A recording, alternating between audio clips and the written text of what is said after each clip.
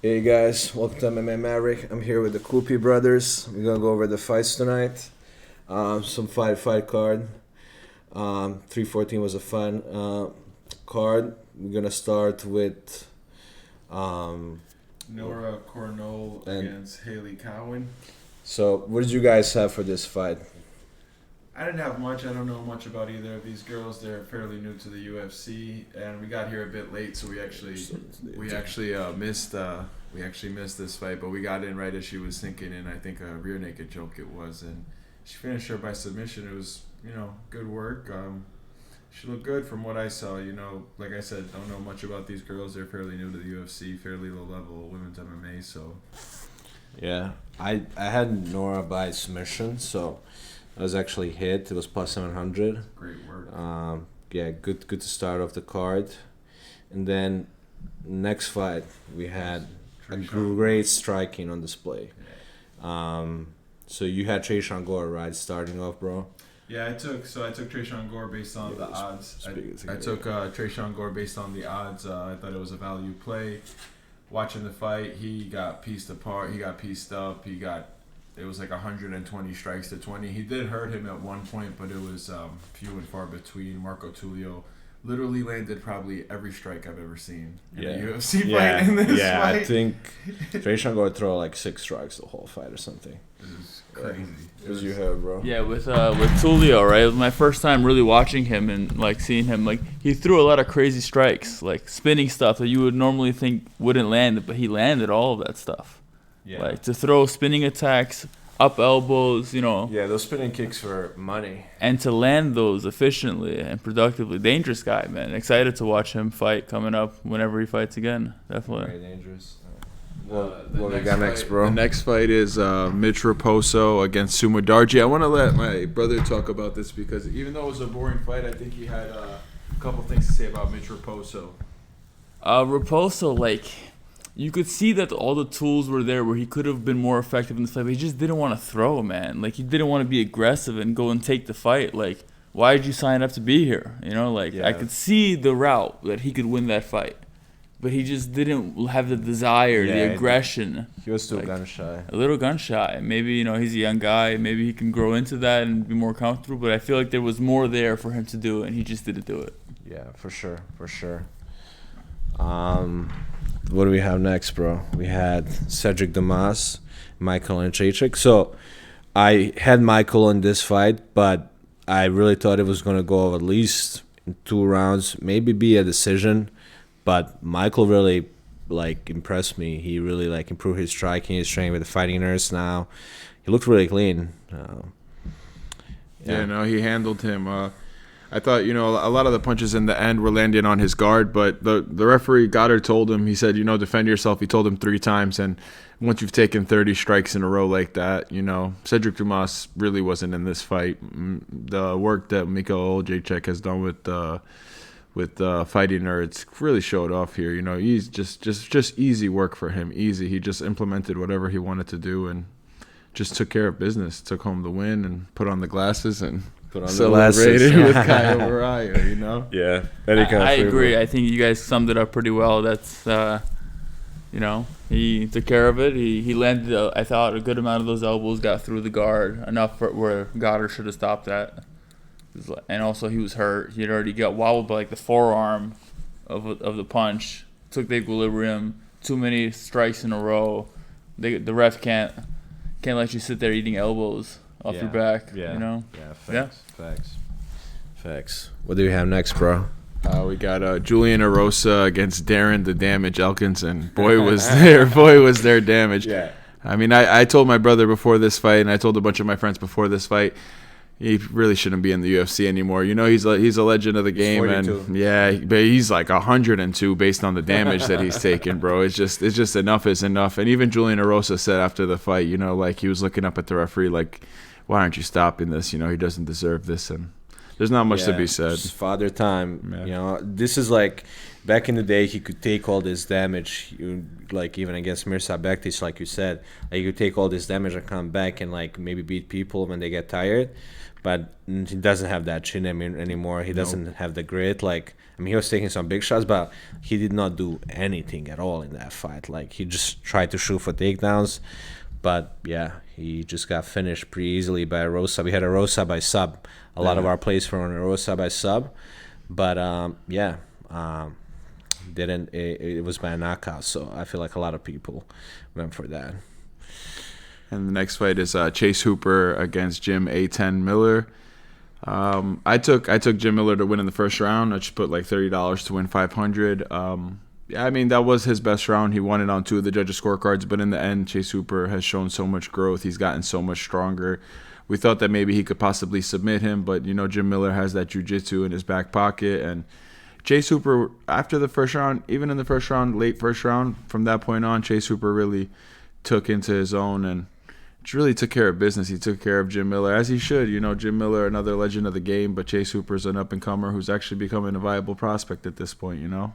Yeah, I had a couple of plays. I had Chase by decision, which ended up hitting, and I also had a great value on Chase by knockout. When he saw that he's not going to submit Miller, he should have just went for a knockout because he was winning the stand-up battle. So he really should have went for that. The ground and pound was there too. Yeah, Chase really had all the advantages, like, in between. He's longer, stronger at this point, more athletic at this point. And Jim was still game. Jim was very competitive, but just he was beaten a little bit in all departments. And, you know, that's not going to get better as you get older. But, yeah, I had Chase from the beginning. I thought he could get a stoppage too, but Jim is still tough. And he got out of a tight choke on the jaw. He got out of a triangle arm bar. Jim is still crafty enough to survive, but not enough to get to the win tonight. True. What do we have next, bro? All right, next we've got Verna Jandiroba and Yan Janan, and you called this fight, Stefan, so you should talk about it. You called it to a T. Yeah, bro, I just knew Verna is just going to wrestle her and just assert that dominance. She was just too much. Yan has dangerous boxing, and she can definitely knock her out, but I just knew that her wrestling is going to be too much. She's very dominant, especially like with the girls like that. Like, to have a wrestling like that, you're immediately going to be like at the top of the division, at the top of the game. So, yeah, I had her by decision, and yeah, that hit it perfect. All right, I'm gonna do this next one. I got this. All right, so Dan Ige against Sean Woodson. Made a bunch of money on this fight. I had Dan Ige all day. Sean Woodson, very long, very lanky, great striker. A lot of people thought he won the first 2 rounds. I thought it was 1-1 going into the third. Based on the judges' scorecards, it was actually 2-0 Dan. People thought it was an early stoppage in the third round. I mean, Dan hurt him. Dan was landing the bigger shots. Only thing I can say about the stoppage is when you're grasping at somebody's ankles and he's still landing shots, you know, whether they're the back of the head or not, the referee he's liable to stop that fight. And I felt bad in the moment, even though I had it 1-1. So if he was winning that third round, he would have still won. But being that the judges had it 2-0, I couldn't really see, even if Sean Woodson would have survived that onslaught, like what could he have done to win that fight from that point on. And basically, the reason why I picked Dan, even though he had the physical limitations, you know, Dan has fought all the best guys, man. He's fought like Movsar Evloev. He fought Diego Lopes on short notice. He's fought all of the top guys, and he's went to war with all of them. He's lost to them. He's beaten them. You know, I just thought this level was just going to be too high at this point for Sean Woodson. Maybe going forward he will excel and become better, but yeah, he just got cracked by one shot. One shot took him out. One shot. I didn't think they gave him enough of a chance. Yeah, that was a controversial stoppage. I did not think they gave him a fair chance here. Like, he was in the action of getting up when they stopped the fight. He wasn't down there for too long. Yes, he fell, but I thought he was trying to advance position, trying to get back to a strong defensive position. He wasn't sitting there taking a beating. He was moving upward. I thought he should have been given at least a couple more seconds, more of an opportunity to get back to his feet, especially since live. I think the odds and all of us thought he was either winning or tied going into that third round. So I think I think it was the only refereeing. A couple more seconds Yeah. at least, like give him a push. Yeah. But It was pretty quick. It was a yeah, quick pull. yeah. I think it was the only ref mistake the ref decision I didn't like tonight. Yeah, which is rare. What do we have next, bro? I got Dominic Reyes against Nikita Krylov. You know, this is a fight of two, I'd say, perennial top 5 light heavyweight guys over the years. You know, Dom Reyes, ever since he fought the John Jones fight, he was on a downward slope where he was getting finished and he was losing. Got knocked out by Ryan Spann by a jab. I was actually there that night. It was unbelievable that he got knocked out by that.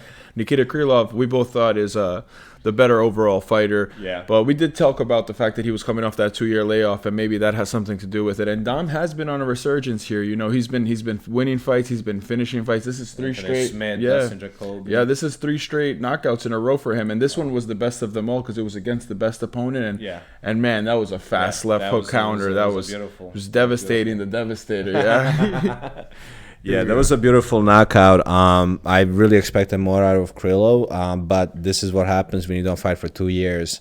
He looked rusty. He looked the biggest and the most muscular he ever looked in any of his fights. But he just looked a little slow. He just didn't have that fight speed that you have in the UFC. You know, sparring is gonna be a speed slower, so he just didn't have that fight speed that you needed to be successful. I was really proud of Reyes' performance here. I thought Reyes looked a little slow last fight against Smith, but Smith sometimes does that to people where he makes them fight an awkward fight. Yeah. And he looked really fast. I thought he hurt him in the first minute with a straight punch. Yeah. I thought Krylov was hurt, but Reyes didn't respond, didn't press the issue, and he just caught him with that left hook. So fast, looking like the dominator of old, looking like the top contender who could beat the best fighters in the world. Yeah. So I'm really proud of Dominic Reyes. Really proud of that guy. That guy, pulled himself off of the fucking ground. He did. Excuse my language. No. Great performance.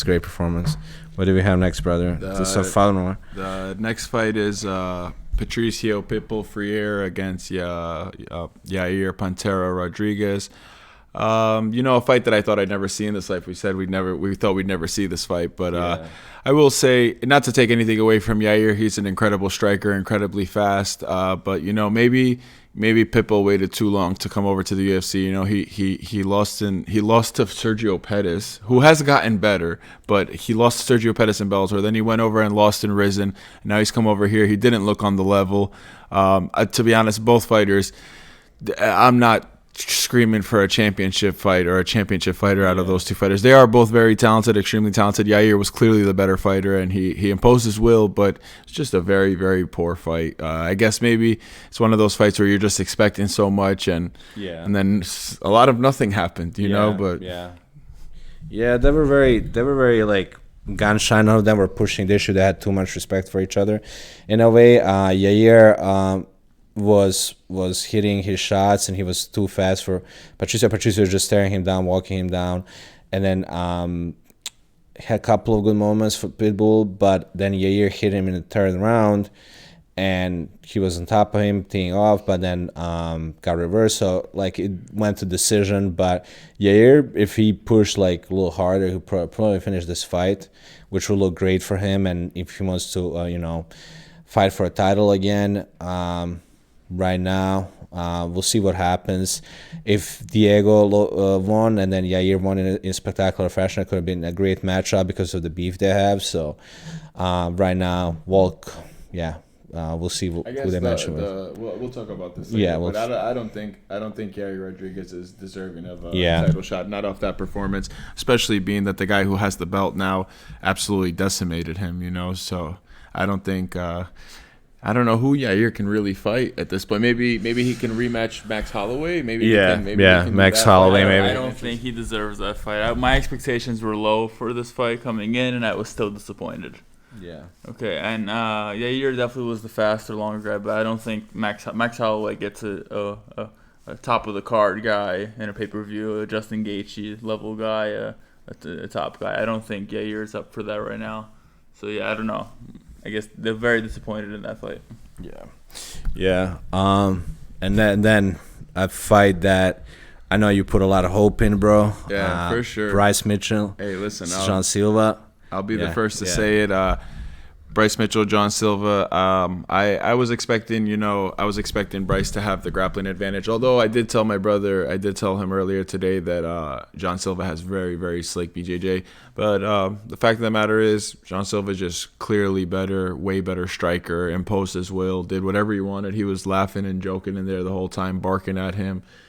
Literally, I mean, other than like leg kicks and body kicks that Bryce Mitchell landed in the first round, he never implemented the grappling. In fact, multiple times John Silva looked like he was going to finish the fight in a submission, and ultimately that's what he did. He ended up putting him to sleep. It was a crazy picture in the end where he looked like he was possessed, and it's actually a hilarious ending to it. Yeah, I had Silva. I just thought he was going to finish him by knockout. I never seen a submission in how the fight will play out, but I think it was like an ego trip where he wanted to like finish Mitchell by his strong weapon. But yeah, like I had Silva by KO, and then I had him a couple other parlays to hit. So I didn't put too much hope in Bryce. And Silva showed a great takedown defense in this fight, so that's like a big improvement from what I've seen in his last fights.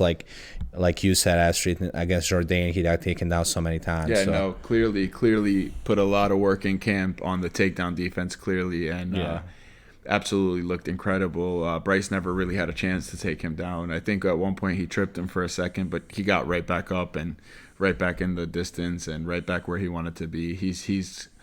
He's talking the talk, and he's walking the walk, and he's barking the bark. You know what I'm talking about? He sure is. He sure is.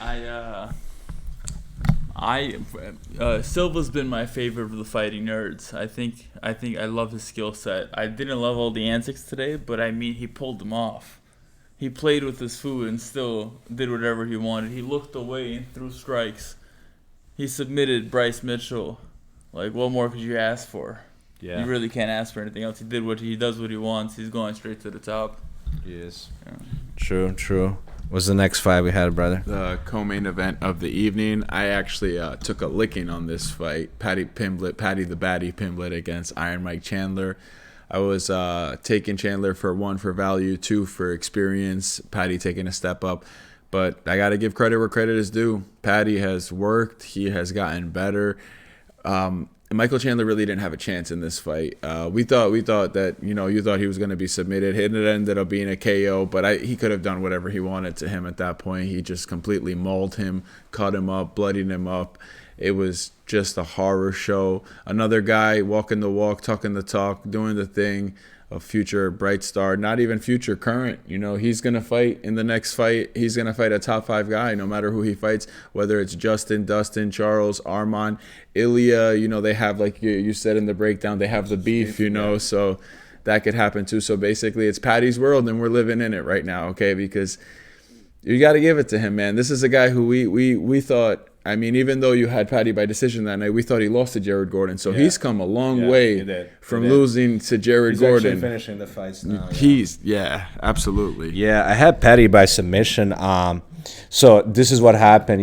I had Silva by KO and Paddy by submission, and it was just reversed. So I think a lot of prop plays that people had, I think it busted a lot of people's plays, but. Yeah, it was very impressive. If you did a double chance, Paddy within the distance, that would have been money. Oh, yeah, that was easy. Yeah, easy money. So, yeah, Paddy looked great. He's, he got taken down a couple of times, but he got back up right away. So, he looked great. And, knocking out Michael Chandler is not a small feat. Michael Chandler is a tough guy. So, yeah, he looked great. And, I'm excited for his next fight. They're probably going to, him against Ilya, especially now that everybody's scared to fight Ilya. No, he's not scared to fight Ilya, even though he should. Him against Ilya, called him a chorizo, called him a little sausage. So it'll be a good fight. Yeah, he called the group a gang of mushrooms. That was funny. I think Chandler definitely. There were some of the optics from the last Oliveira fight where he's running away against the cage, where he's looking kind of defeated out there, where his physicality that has always carried him, he's always been this explosive super athlete, where he's no longer the physically dominant fighter in there, and he doesn't have the other skills than the other attributes to make up for that. So that's he's gonna have to deal with that. and I don't know where he goes from here, to be honest, because he's 2-5 in the UFC now. Yeah. You know, his last win is Tony Ferguson. Yeah. Like, Not really a win. You Yeah, know, it's not a great look. Yeah, a lot of internal questions that Chandler's gonna have to answer. Then we have The the main event, brother. You want to start that off? Absolutely. Yeah. Why not? All right, we had the main event of the evening tonight. Diego Lopes against Alexander the Great Volkanovski. I thought it was a great fight. I thought it was a very interesting fight. Diego Lopes has always had this aura, like ever since he's come into the UFC. He came in, fought Movsar on short notice.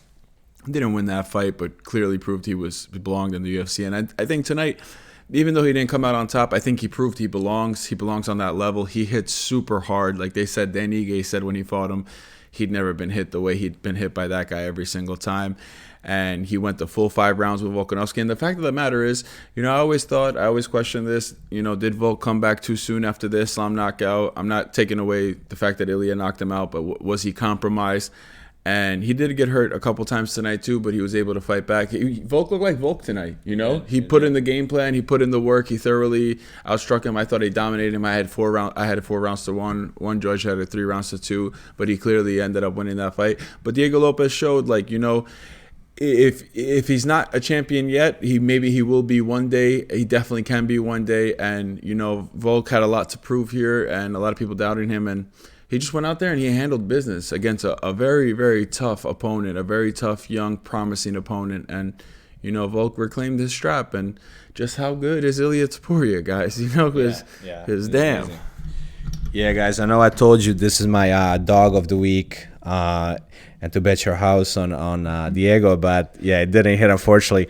He was very close. I told you guys he was going to win by KO, and he was very close a couple of times, very close. He had Volk on the ground. Volk was running. Yeah, the one round that he won, Volk was running. It looked imminent that the KO will happen. Yeah, he was bleeding too, really bad from both of his eyes. Yeah. So it was so close.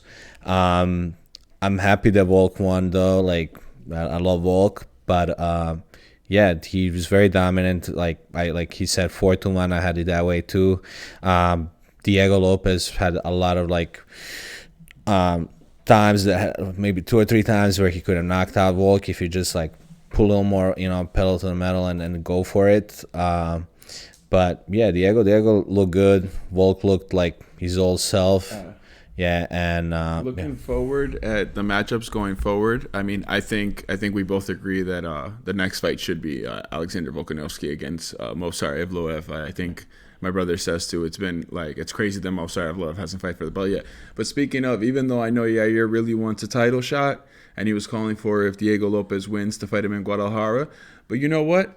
Maybe they can just make that fight. Yeah. Why not? Diego just lost to the champ. He just beat the Patricio Pitbull who came in. We don't know who he can fight. Why not just make that fight in Guadalajara as a title eliminator? Yeah, that would be a great Max fight. Holloway is like, fuck both of you guys because I'll beat you both, But yeah.